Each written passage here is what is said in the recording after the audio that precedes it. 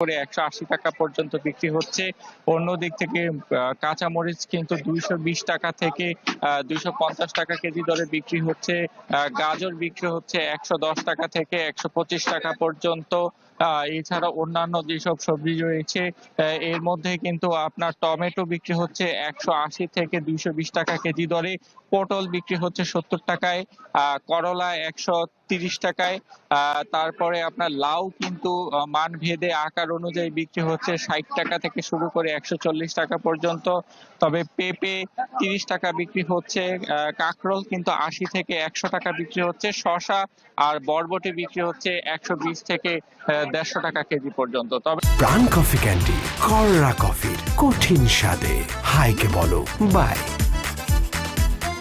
প্রাণ coffee candy হাইকে বলো বাই। সবচাইতে হতাশার যে বিষয়টি আমাদের চোখে পড়েছে যে বাজারের